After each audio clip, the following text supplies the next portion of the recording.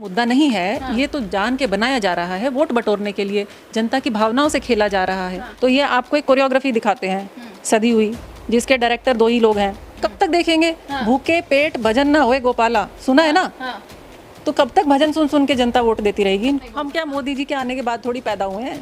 हम बता रहे हैं जब से हम पैदा हुए हमें तो कभी डर नहीं लगा। अब तो मुझे लगता है और सबको यही लगता है कि बेटी बचाओ, एक तरह से ये बोला गया था आप अपनी अपनी बेटियां बचा लो। बेवकूफ़ लोग हैं जो भाजपा को समर्थन करते हैं। नेशन वन इलेक्शन ये लाते हैं, यूसीसी, अब ले आए सनातन। सनातन का मतलब होता है इटर्नल, जो शाश्वत, पहले भी था आगे भी रहेगा। इसमें घबराने वाली बात क्या है? इसको क्यों मुद्दा बना रहे हैं? ये तो पहले था, कितने ही लोग आए और चले गए। तो एक आदमी सब पे भारी क्या था, यही बोलते हैं ना। नमस्कार, मैं दामिनी शर्मा, सजग भारत में एक बार फिर से आप सभी का स्वागत करते हैं। और एक बड़ी खबर, एक ट्रेंडिंग पर न्यूज इस वक्त जो चल रही है वो है सनातन धर्म को लेकर एक विवादित बयान दिया गया तमिलनाडु के सीएम के बेटे के द्वारा, यानी कि उदयनिधि के द्वारा। अब सनातन को लेकर तमाम तरीके के बयान जो है वो बार बार जो है एक मुद्दा बन जाता है, एक बवाल मचा देता है। वहीं दूसरी ओर बात करें तो दूसरी ओर इस देश की राजनीति कुछ इस प्रकार की चल रही है कि इंडिया वर्सेस एनडीए भी ट्रेंड पर है कि जनता आखिरकार किसे पसंद कर रही है। एक और है गठबंधन का पूरा विपक्ष और दूसरी तरफ भाजपा, जिसे शक्तिशाली पार्टी कहा जाता है। और इसी मुद्दे पर आज बातचीत करने के लिए हमारे साथ फिर से जो है मनीषा अहलावत जी जुड़ चुकी हैं और अब तो राष्ट्रीय अध्यक्ष भी बन चुकी हैं। सबसे पहले तो आपको उस चीज के लिए कांग्रेचुलेशंस। और आप भी सनातन धर्म से हैं, हम भी सनातन धर्म से हैं। एक बयान आया कि हमारे धर्म के बारे में इस तरीके की बात बोली जा रही है, तो क्या इस पर सही है, क्या गलत है, क्या पॉइंट ऑफ व्यू है? दामिनी जी, मुझे ऐसा लगता है कि ये उदयनिधि जी जो है तमिलनाडु में अपनी एक लैंग्वेज में उन्होंने कुछ बयान दिया, मैंने तो सुना भी नहीं। हाँ। हम तो तमिल नहीं समझते हैं। हाँ। और उसको तोड़ मरोड़ के अगर कोई पेश कर रहा है तो अभी मुझे लगता है पहले जानना चाहिए उन्होंने वाकई में क्या कहा। हाँ। और अगर ऐसा कहा तो कानून अपनी जगह है, ज़रूर उन पर केस होंगे, वो लड़े जाएंगे। तो इसको मुद्दा नहीं बनाना चाहिए, ये राष्ट्रीय मुद्दा है नहीं। मुझे लगता है भाजपा, जिसे आप कह रहे हैं भाजपा अकेली पार्टी नहीं है, वहाँ भी एक गठबंधन है और वहाँ 38 पार्टियों का गठबंधन है। छोटे छोटे पार्टी हैं जो शायद टिकती भी नहीं है। हाँ, तो लेकिन भाजपा वाले तो कहते हैं हमारा गठबंधन है एनडीए। अब उन्हें एनडीए याद आया है 10 साल बाद। तो उन छोटी छोटी पार्टियों का भी सम्मान होना चाहिए। गठबंधन चाहे कितनी भी शक्तिशाली पार्टी हो, सम्मान करे, हम तो यही कहेंगे। तो मुझे लगता है कि कोई मुद्दे अब बचे नहीं हैं जिस पर ये विपक्ष पे हमला कर सके। आप कह रहे हैं कि सनातन कोई मुद्दा नहीं है, कानून के हाथ में है, मतलब धर्म एक मुद्दा नहीं है। एक तरफ कहते हैं कि भाई आज जो देश में है वो राजनीति ही धर्म की चल रही है और धर्म पर अगर बयान आया है तो कहीं ना कहीं बड़ी बात है। और इसी पर जो है बीजेपी के अनुराग ठाकुर हैं, उन्होंने भी बड़ा बयान ये दे दिया कि सनातन को कुचलने वालों की हसरत कितने ही खाक हो गए, हिंदुओं को मिटाने के ख्वाब वाले कितने ही राख हो गए। घमंडियों सुनो, गठबंधन के घमंडियों, सीधा सीधा निशाना जो है इंडिया वालों की तरफ है। घमंडी बोला गया है कि तुम और तुम्हारे मित्र ना सनातन थे, ना हो और ना रहोगे। आप भी तो इसी में आ गए ना। तो यही मैं कह रही हूँ, वो खुद ये बात कह रहे हैं कि कब से सनातन है। सनातन का मतलब होता है इटर्नल, जो शाश्वत, पहले भी था आगे भी रहेगा। तो इसमें घबराने वाली बात क्या है? इसको क्यों मुद्दा बना रहे हैं? ये तो पहले था, कितने ही लोग आए और चले गए। अरे वोट बटोरे भी तो जाएंगे ना, देखिए तो वही है, पूरा तो हम यही कह रहे हैं, ये मुद्दा नहीं है। हाँ। ये तो जान के बनाया जा रहा है, वोट बटोरने के लिए जनता की भावनाओं से खेला जा रहा है। हाँ। ये मुद्दे क्या है आप बताइए जिससे फर्क पड़ रहा है आज जनता को? बेरोजगारी मुद्दा है, महंगाई मुद्दा है और महिला सुरक्षा मुद्दा है। आप देखिए यूपी में क्या हाल है, महिला कांस्टेबल अगर सुरक्षित नहीं है तो आप इनको मुद्दा बनाइए, इन पे क्यों नहीं बात कर? हाईलाइट नहीं हुई शायद यहाँ पर जितनी भी जनता देख रही है उनमें से शायद 10% जनता को ये नहीं पता कि उस कांस्टेबल के साथ क्या हुआ। तो अब मैं यही कह रही हूँ, इसको मुद्दा बनाया नहीं जाता। हाँ। तो मीडिया इन चीज़ों पर बात क्यों नहीं कर रही है कि आज आप जिसे कह रहे हैं उत्तर प्रदेश में जब आप चुनाव होते हैं, आप महिला सुरक्षा के नाम पे वोट बटोरते हैं। आप कहते हैं अब की बार मोदी सरकार बहुत हुआ नारी पर वार। क्या नारी पर वार रुक गए हैं? नहीं, 2014 के बाद शायद रुक गया है। तो ये महिला कांस्टेबल पे क्या वार नहीं हो गए हैं? बहुत कम हो गए हैं। आप एनसीआरबी के आंकड़े उठाइए, ये तो सरकार की ही संस्था है, नेशनल क्राइम रिकॉर्ड्स ब्यूरो। उसमें आप देखेंगे तो आंकड़े बताते हैं कि क्राइम बढ़ रहा है, खासकर महिला और बच्चों के प्रति जो अपराध है और तस्करी बढ़ रही है। महिलाएं गायब हो गई हैं, कई लाख महिलाएं गायब हो गई हैं। ये मुद्दा नहीं है।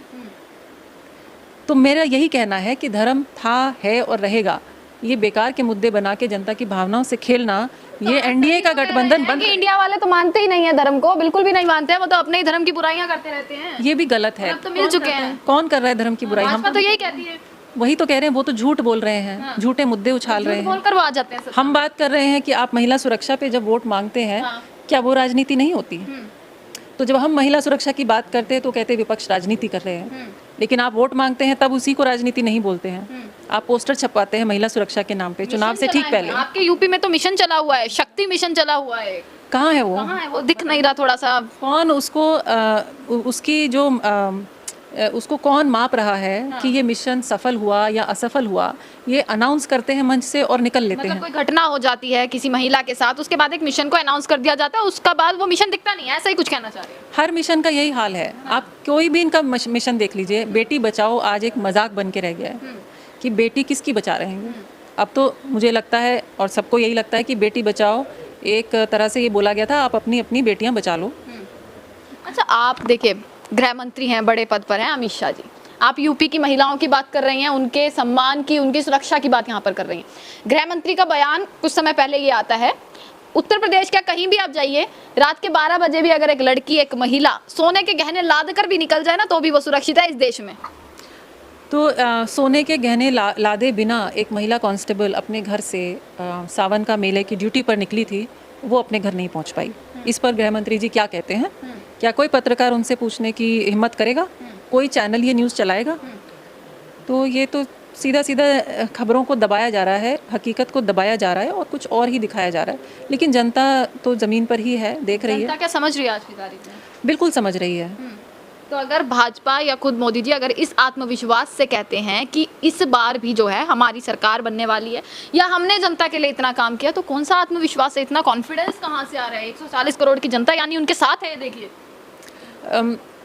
आत्मविश्वास तो मुझे नहीं दिख रहा, मुझे तो दिख रहा है बहुत डरे हुए हैं। राजस्थान में भी कह रहे हैं डब्बा गोल करके आएंगे इस बार, बौखलाए हुए हैं। राजस्थान में तो सिंधिया जी ही इनको धक्का देने वाली हैं, मीटिंग कर रही हैं। अच्छा, वही मोदी के खिलाफ चली जाएंगी तो इनका क्या बचेगा राजस्थान में। तो मुझे ऐसा लगता है कि एनडीए का जो 38 पार्टियों का जो महागठबंधन है, ये इस बार मुझे नहीं लगता सत्ता में आ पाएंगे।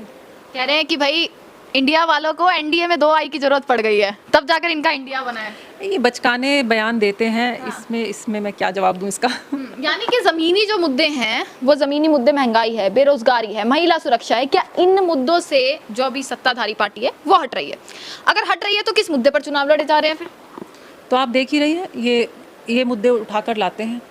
ये लाते हैं वन नेशन वन इलेक्शन, ये लाते हैं यूसीसी, अब ले आए सनातन, जो मुद्दे हैं नहीं। मतलब धर्म पे खेल रहे हैं, धर्म पे खेल रहे हैं सीधा वन सीधा। नेशन वन इलेक्शन आया, क्या बुरा है वन नेशन वन इलेक्शन में? क्या दिक्कत हो रही है विपक्ष को? मतलब बौखलाई हुआ क्यों लग रहा है विपक्ष क्यों? बिल्कुल कोई दिक्कत नहीं है, करके दिखा दें। हाँ। कर नहीं पाएंगे ना, क्योंकि ये जनता ही इसकी चीज़ के खिलाफ है। देखिए जिस ये प्रस्ताव लाते हैं, ये किससे सलाह मशविरा करते हैं? इनकी कमेटी में विपक्ष तो है नहीं, जो एक थे उन्होंने छोड़ दिया वो कमेटी, तो अपने आप ही आपस में 2 जने सलाह करके और लागू करते हैं। 140 करोड़ जनता से पूछते हैं, आप मुझे एक जगह दिखाइए जहां जनता ने मांग करी हो कि एक इलेक्शन किया जाए। कब जनता ने मांग करी? कौन सी जनता ने यूसीसी की मांग करी? जनता की मांग क्या है? गन्ने का भाव बढ़ाइए, 2 करोड़ नौकरियां लाइए, डीजल पेट्रोल को करिए 40 रुपया, मतलब सिलेंडर 200 हो गया। वो मतलब कमियां तो इतनी दिखती हैं पर कम करके जब ये कम करते हैं तो ये ढिंडोरा पीटते हैं। जब ये बढ़ाते हैं तब क्यों नहीं बोलते हैं? 400 का सिलेंडर इन्होंने 1000 कर दिया और अब 800 कर दिया, तो कह रहे हैं रक्षाबंधन पे गिफ्ट करा है ना, तोहफा दिया है। तो जब बढ़ाया था कहते हैं रेवड़ियाँ भी यही बांट रहे हैं, पर जनता तो समझदार हो गई है। जो 400-500 का सिलेंडर था, आज अगर आप 800-1000 भी कर दे रहे हैं तो मुझे नहीं लगता ये कोई तोहफा है। तो विपक्ष में तो खुद ही संभल नहीं पा रहे हैं, गठबंधन पूरा इंडिया वालों में तो खुद खलबली मची हुई है। आम आदमी पार्टी वाले कह रहे हैं भाई अरविंद केजरीवाल को बना दीजिए प्रधानमंत्री, दावेदार उनको बना दीजिए। कांग्रेस वाले कहते हैं राहुल गांधी को बना दीजिए। खुद आपसी सहमति नहीं है उनमें। तो देखिए सहमति जो है ना, हम लोकतंत्र का एक अंडरलाइंग प्रिंसिपल जिसे कहते हैं वो असहमति होता है। डिसेंट, डिसएग्रीमेंट, डिस्कशन, डिस्कोर्स, ये लोकतंत्र में बहुत ज़रूरी है। अगर जैसा किसी एक नेता ने कहा, आप भी कह रही हैं कि वहाँ खलबली है ना, कि भाजपा की तरह नहीं है कि भाजपा में एक के बाद एक खट एक ऐसे काम होता है। तो जहाँ खलबली है उसे ही डेमोक्रेसी कहते हैं, और जहाँ ऐसे काम हो रहा है टाइम से उसे कोरियोग्राफी कहते हैं। तो ये आपको एक कोरियोग्राफी दिखाते हैं सदी हुई, जिसके डायरेक्टर 2 ही लोग हैं। कौन 2 लोग? आप जानती हैं कौन 2 लोग हैं? एक हमारे प्रधानमंत्री हैं, एक हमारे गृह मंत्री हैं। यही 2 लोगों की सरकार चल रही है। जब डेमोक्रेसी होती है तो सभी लोगों का प्रतिनिधित्व क्रोनोलॉजी समझ नहीं पा रहे हैं आप। हम कह रहे हैं ये कोरियोग्राफी है, ये नाच दिखा रहे हैं जनता को, शो दिखा रहे हैं। तो पसंद आ रहा है ना जनता को, वो शो पसंद आ रहा है। कब तक देखेंगे? भूखे पेट भजन ना होए गोपाला, सुना है ना? तो कब तक भजन सुन सुन के जनता वोट देती रहेगी इनको? कभी तो अब भूखे पेट का सवाल है अब। तो ये इनका जो कोरियोग्राफी है, ये नाच गाना, ये बहुत हो गया। इवेंट बाजी, शो बाजी, कहाँ कहाँ अमेरिका तक शो करके आए हैं ये कॉन्सर्ट, अब वो सब हो गया है ना। अब जो है अब सच्चाई पे इस बार जीत जाएंगे, क्योंकि चांद तक भी देश को पहुंचा दिया। चांद तक देश को नहीं किसके पहुंचाया, राज में हमारे कुछ वैज्ञानिकों ने अथक मेहनत और परिश्रम से विज्ञान के सहारे एक चंद्रयान मून के डार्क साइड पे लैंड करा है।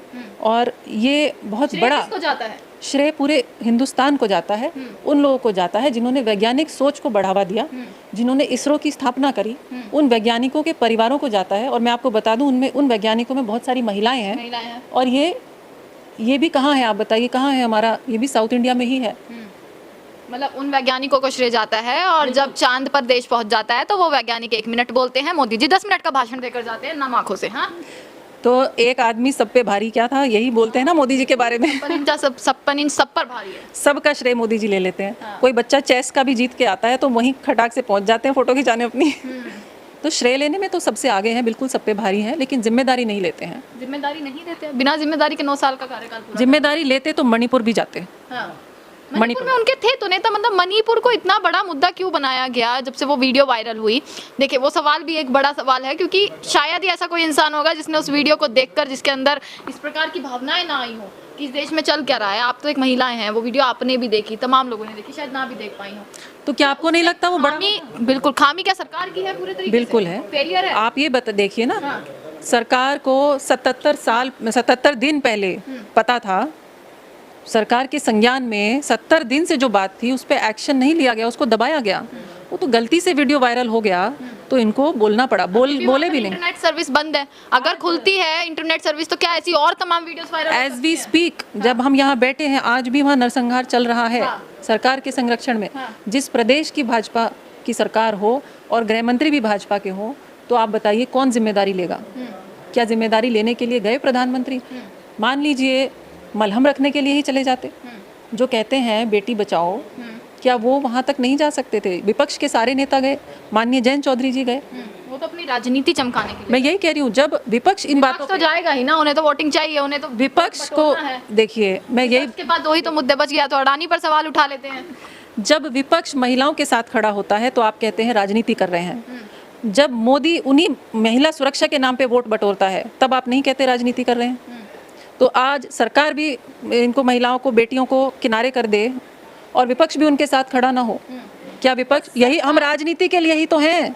हम राजनीति क्यों ना करें भाई? अपने राज्य में करते हैं ना, अपने राज्य में कितनी महिला सुरक्षा?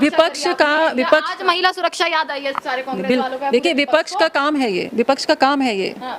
हमारा ये काम है कि जहाँ सरकार फेल हो वहाँ हम खड़े हों, जनता को लगे ये चुने हुए प्रतिनिधि हैं। आप विपक्ष क्या समझ रही हैं, किसको समझ रही हैं? जनता ने ही चुन के उनको संसद में भेजा है, तो क्या वो जनता की बात नहीं रखेंगे या चुप होकर बैठ जाए?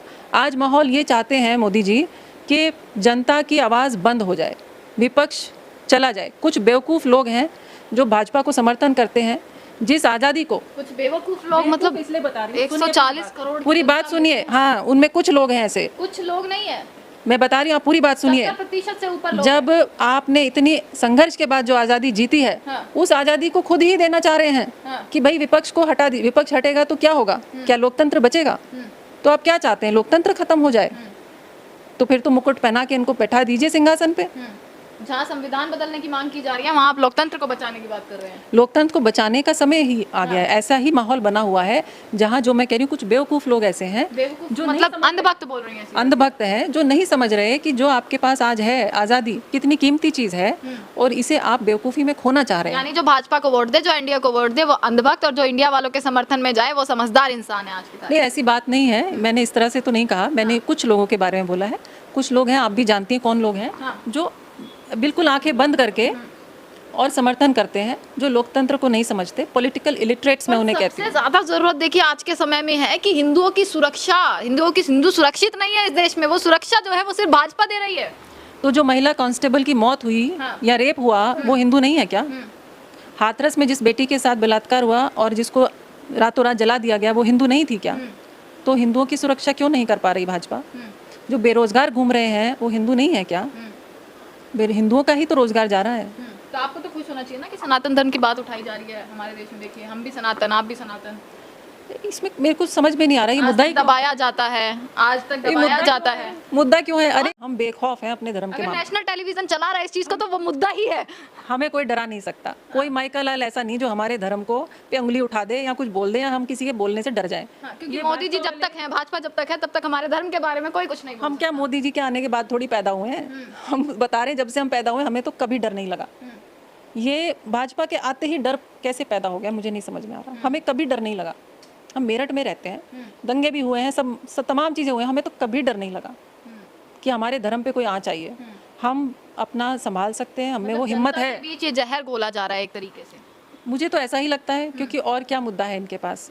मोदी जी आज ये क्यों नहीं कहते खड़े होकर कि मैंने इतनी नौकरियां दी हैं इसलिए मुझे वोट दीजिए, या मैंने मेक इन इंडिया को सफल कर दिया, मैन्युफैक्चरिंग बढ़ गई, मुझे वोट दीजिए। देखिए मैंने पेट्रोल 30 पे ला दिया, मुझे वोट दीजिए। या देखिए मैंने डॉलर 40 का कर दिया, मुझे वोट दीजिए। ये तो नहीं कहते। ये बोले, इनकी बात क्यों नहीं करते? क्योंकि इनमें सब में फेल हो चुके हैं। अच्छा, आखिरी मेरा यही सवाल है, क्या भय है इस बार पार्टी में? क्योंकि कहीं ना कहीं सफल होता जो है, जो स्ट्रेटेजी जिस तरीके से आप 3 बैठक जो है वो गठबंधन की भी हो गई हैं, महिलाओं को लेकर आप भी लगातार आवाज उठा रही हैं, ऑन ग्राउंड आपको भी हम देखते हैं कि आप भी रहती हैं, तमाम महिलाओं के बीच में जाती है। महिलाओं की मेन है कि सुरक्षा को लेकर एक मुख्य प्रॉब्लम है जो है, क्या थोड़ा सा भय इस बार सरकार में है कि कुछ आगे पीछे हो सकता है चीजों को लेकर? सरकार तो पूरी तरह बौखलाई हुई है, उनको भी दिख रहा है, क्योंकि काम उन्होंने किया नहीं है और अब समय बचा नहीं है काम करने के लिए। तो महिला होने के नाते केवल महिला सुरक्षा मुद्दा नहीं है, बेटे महिलाओं के ही हैं, बच्चे बेटियां महिलाओं की हैं जिनकी नौकरियां नहीं लग रही हैं। शिक्षा एक बहुत बड़ा मुद्दा है, नए कॉलेज नहीं खुले हैं, तमाम प्राइवेट कॉलेज खुले हैं जिसमें फीस लगातार बढ़ाई जा रही है। नए कॉलेज नहीं खुले हैं, इनका मैनिफेस्टो तो बता रहा है कि हर हफ्ते हर महीने। झूठ है, आप जाके देख लें, झूठ है, एक नंबर का झूठ है। मुजफ्फरनगर जैसा बड़ा जिला है, उसमें एक कन्या कॉलेज ही खोल देते हैं, मतलब वहाँ पर भी नहीं खुला है। मेरठ से आप बंद हो गए हैं। किसान कॉलेज, कन्या कॉलेज मेरठ में बंद हो गया, ताला लग गया उसके ऊपर। तो कॉलेज सरकारी जहाँ पर आम जनता की, किसान देहात के बच्चों की जहाँ पे रीच थी, वो तो इन्होंने बंद कर दिए हैं। खोले क्या है? Private college. प्राइवेट कॉलेज की फीस होती है 4 गुना, 5 गुना, 10 गुना। वो नहीं दे सकता किसान, वो नहीं दे सकता मजदूर। तो इन मुद्दों पर ये लोग बात नहीं कर रहे हैं, इसलिए इनको फर्जी मुद्दे चाहिए जो ये जाके तमिलनाडु से ढूंढ के ला रहे हैं, कभी कभी कहीं से ढूंढ के ला रहे हैं, पर ये चलेंगे नहीं इस बार। अच्छा, ये मतलब सिक्का जो है वो चलेगा नहीं इस बार यानी कि देखिए मनीषा अलावत जी हमारे साथ मौजूद थी और तमाम मुद्दे इस बार जो हैं एक के बाद वो खड़े किए जा रहे हैं, चाहे वो मुद्दा धर्म से जुड़ा हो या वो मुद्दा हो महंगाई, बेरोजगारी, इस तरीके के तमाम सवाल जो है वो लगातार इस बार जनता भी उठा रही है, क्योंकि हम लोग ग्राउंड पर रहते हैं, हम लोग लगातार जनता की प्रतिक्रियाएं लेते हैं। तो जनता के इस बार ये सवाल है कि आखिरकार महंगाई कब कम होगी, और इसका जवाब जो मांगा जा रहा है सिर्फ और सिर्फ मांगा जा रहा है सरकार से। परंतु ये देखना है कि जिस तरीके से अब सिलेंडर के दाम कम किए हैं, आगे आने वाले समय में और क्या क्या रणनीति तैयार करी जाती है, किस तरीके के वादे इंडिया वाले करने वाले हैं और किस तरीके के वादे एनडीए की तरफ से होने वाले हैं, और कौन सफल होगा जनता को लुभाने में और जनता किसको जो है वो चुनने वाली है। मनीषा अलावत जी जो है हमारे साथ मौजूद थी। आज महिलाओं के लिए सबसे बड़ा नाम है और जाना पहचाना नाम है, और इसी के साथ इनसे बातचीत करिए महिला सुरक्षा को लेकर भी और जो देश के तमाम मुद्दे हैं, जो जमीनी हकीकत है, जो धरातल से जुड़े मुद्दे हैं उन पर। इसी के साथ तमाम खबरें जो है वो आप तक पहुंचाते रहेंगे। देखते रहिएगा सजग भारत। आपका बहुत बहुत शुक्रिया।